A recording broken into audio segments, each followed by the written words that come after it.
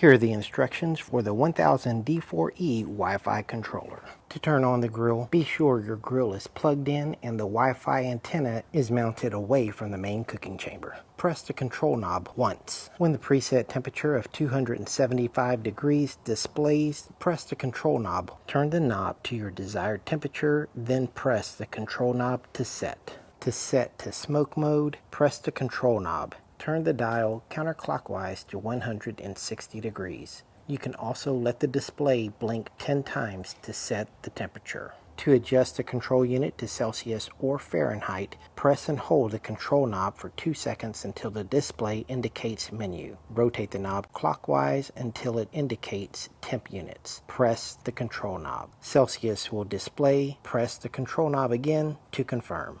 To shut down the grill, press and hold the control knob for 2 seconds until the display reads menu. Rotate the knob clockwise until the display indicates shutdown mode. Press the knob to confirm.